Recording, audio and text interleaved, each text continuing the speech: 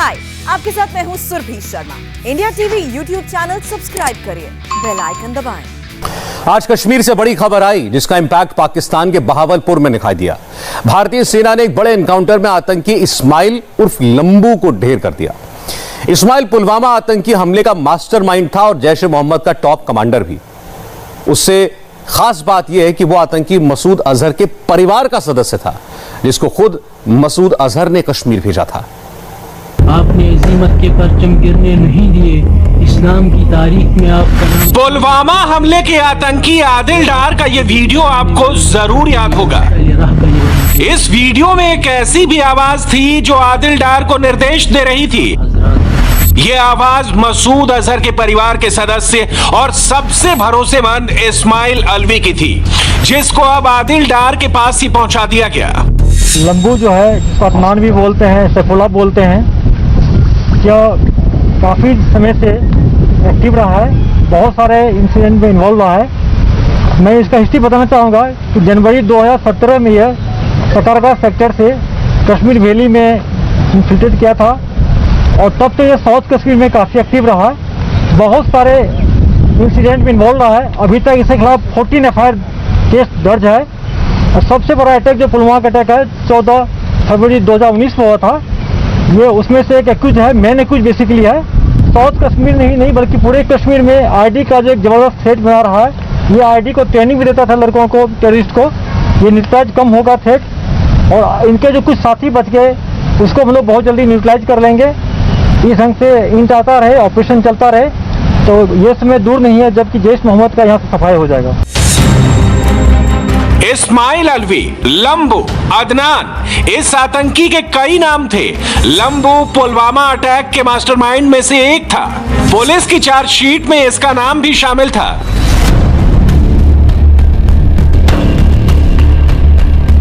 इस्माइल की लंबाई 6 feet 5 inch थी, इसलिए इसको लंबू कहा जाता था। लंबू सीधे मसूद अजहर के कांटेक्ट में था।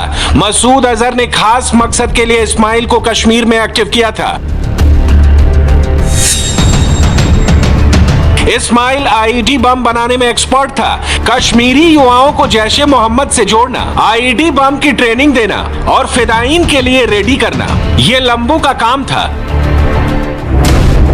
इस्माइल पिछले काफी वक्त से साउथ कश्मीर, खासकर त्राल इलाके में एक्टिव था और सेना की हिट लिस्ट में भी था।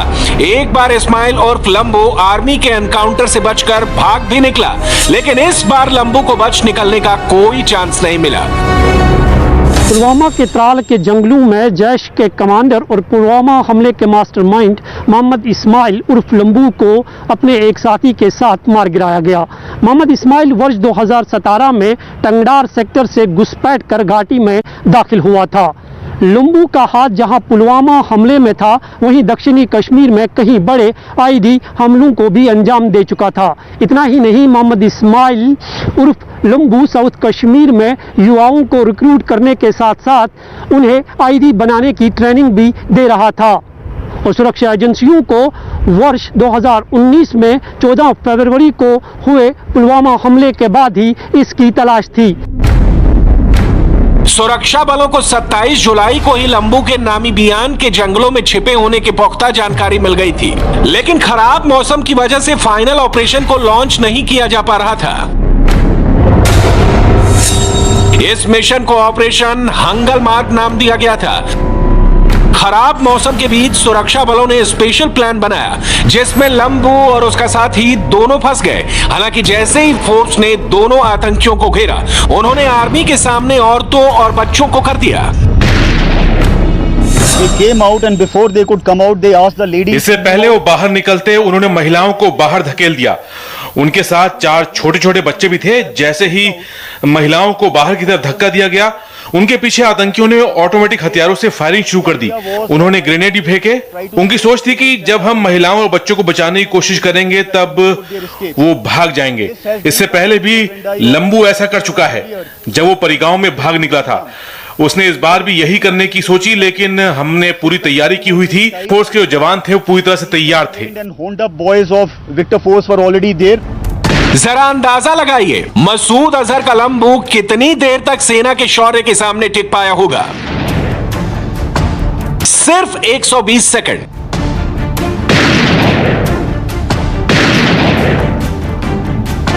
इस मिशन में किसी भी नागरिक को खरोच तक नहीं आई है।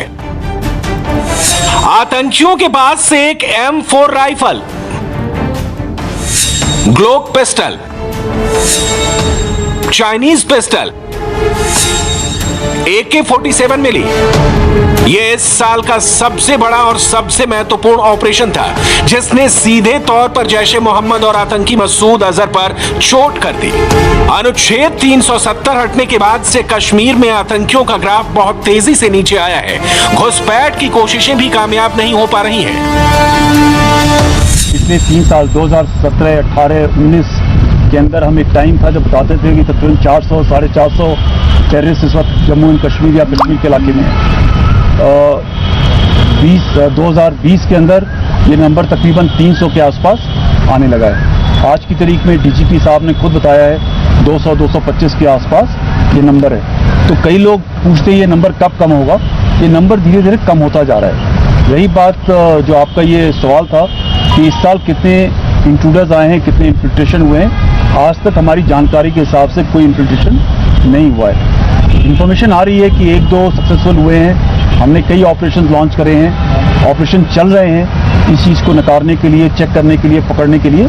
मगर जो ग्राउंड इनपुट्स है, इस तरफ जो वैली की इनपुट है, उसके हिसाब से LC की तरफ से 15 कोर जोन के अंदर कोई भी इंट्रूजन या इन्फिल्ट्रेशन अभी तक सक्सेसफुल नहीं हुआ है। इस्माइल का मारा जाना सुरक्षा बलों की रणनीति एक बहुत बड़ी जीत है, क्योंकि लंबू का इनपुट आम कश्मीरियों से मिला। त्राल में आतंकी लंबू लोकल लोगों को खासा परेशान कर रहा था। पिछले 15 दिन में कई महिलाओं से बदतमीजी भी की थी। पिछले महीने कश्मीर में SPO फैयाज अहमद और उनके परिवार की आतंकियों ने हत्या कर दी थी। यह हत्याकांड भी इस्माइल और लंबू के कहने पर हुआ था। जिस तरह से सेना और कश्मीरी लोकल एक मंच पर एक साथ खड़े नजर आ रहे हैं, उससे आतंकियों से लेकर पाकिस्तान तक को खासी टेंशन जरूर हो रही होगी। जम्मू कश्मीर में इस वर्ष कई बड़े एनकाउंटर्स देखने को मिले, जिसमें लश्कर, जैश, हिजब और अंसार गज़वतुल हिंद के कई बड़े टॉप कमांडर्स भी शामिल है। जनवरी से लेकर अब तक सुरक्षा बलों ने अलग अलग मुठभेड़ों में 89 मिलिटेंटों को मार गिराया है। इनमें से 7 फॉरनर्स भी शामिल है और 82 लोकल मिलिटेंट है। सुरक्षा बलों का दावा है कि भले ही इस वर्ष अब तक कम मिलिटेंट मारे गए हो, लेकिन सभी मिलिटेंट संगठनों के टॉप कमांडर्स मारे जा चुके हैं। लगातार एक के बाद एक हो रहे एनकाउंटरों की अगर बात करें तो जुलाई के महीने में 8 बड़े एनकाउंटर्स देखने को मिले हैं, जिनमें कई बड़े टॉप कमांडर्स मारे जा चुके हैं। पुलवामा आतंकी हमले के बाद जैश के खिलाफ इंडियन आर्मी ने स्पेशल ऑपरेशन लॉन्च किया है। पुलवामा आतंकी हमले की चार्जशीट में 14 जैश कमांडर्स का नाम है, जिसमें से 7 का एनकाउंटर हो चुका है, 7 को गिरफ्तार किया गया है, 5 आतंकी का सर्च ऑपरेशन जारी है। लंबू के खात्मे से मसूद अजहर के घर में मातम जरूर छाया होगा। आतंकी मसूद को अभी और दर्द झेलना है। कश्मीर में हमले की प्लानिंग जैश के 4 टॉप कमांडर्स करते हैं। आतंकी मौलाना मसूद अजहर ओवरऑल हेड है और जमीनी स्तर में नापाक साजिश को उसका भाई मुफ्ती अब्दुल रऊफ असगर अंजाम देता है, जिसमें मुफ्ती खान कश्मीरी और मौलाना तलहा का भी साथ है। जैश को खत्म करना है तो उसके नेटवर्क को तबाह करना होगा। जैश ए मोहम्मद में सबसे ऊपर मौलाना मसूद अजहर खुद है। जैश का प्रवक्ता मोहम्मद हसन है। प्रोपेगेंडा विंग का काम मौलाना मसूद अहमद संभालता है। फाइनेंस का इंचार्ज मौलाना सज्जाद है। चीफ कमांडर ऑपरेशन मुफ्ती असगर है। नाजिम RMC का काम सैफुल्लाह शाकिर देखता है। Head of military affair Ibrahim का डिपार्टमेंट है। लॉन्च कमांडर मसूद अजहर का भाई मुफ्ती असगर है। और ये सब इंडियन फोर्सेस की टॉप लिस्ट में है, लेकिन सबसे ऊपर है मसूद अजहर। मौलाना मसूद अजहर का ठिकाना पाकिस्तान का बहावलपुर शहर है। इस्लामाबाद से 617 किलोमीटर दूर बहावलपुर में जैश के हेडक्वार्टर से आतंकवाद का साम्राज्य चल रहा है। बहावलपुर पाकिस्तान का 12वां बड़ा शहर है। जैसे इस शहर में कोई आता है तो सबसे पहले उसकी निगाहें एक सफेद मस्जिद पर जरूर जाती हैं। बहावलपुर की यह सबसे बड़ी मस्जिद है। इस मस्जिद का नाम है जामिया सुभान अल्लाह। यही मस्जिद जैश का मुख्यालय और मौलाना मसूद अजहर की मांद है। इस शहर की एंट्री से लेकर हर एक चप्पे पर पुलिस और आर्मी वाले नजर आएंगे। ये सब जहां पर मसूद की सुरक्षा के लिए तैनात हैं। लाहौर में हाफिज सईद के घर के बाहर से मसूद अजहर कुछ ज्यादा डरा हुआ है। जैश-ए मोहम्मद के सरगना मसूद अजहर की सुरक्षा में पाकिस्तानी आर्मी खुद लगी है और बार बार आतंकी मसूद के ठिकाने बदले जा रहे हैं। पहला ठिकाना बहावलपुर में कौसर कॉलोनी, दूसरा खैबर पख्तूनख्वा प्रांत में बन्नू में मदरसा बिलाल हबशी, तीसरा ठिकाना खैबर पख्तूनख्वा के लक्की मरवत में मदरसा मस्जिद लुकमान। इमरान सरकार, पाकिस्तानी सेना, आईएसआई और आतंकी संगठन हर कोई आतंकी मौलाना मसूद अजहर को बचाने में लगा हुआ है, लेकिन तीनों ठिकाने इंडियन एजेंसियों के रडार पर हैं। पहले सर्जिकल स्ट्राइक और फिर बालाकोट एयर स्ट्राइक के बाद पाकिस्तान और आतंकी सरगना इतना समझ चुके हैं, वो चाहे पीओके में छिपे या पाकिस्तान के किसी भी कोने में, लेकिन भारतीय सेना से बच नहीं सकते हैं, क्योंकि जब तक आतंक के सांप का फन कुचला नहीं जाएगा तब तक कश्मीर और देश में शांति नहीं होगी। हाय, आई एम सुरभि शर्मा। खबरों से अपडेट रहने के लिए India TV YouTube channel subscribe करिए, साथ में बेल आइकन जरूर दबाएं। जुड़े रहें इंडिया टीवी के साथ।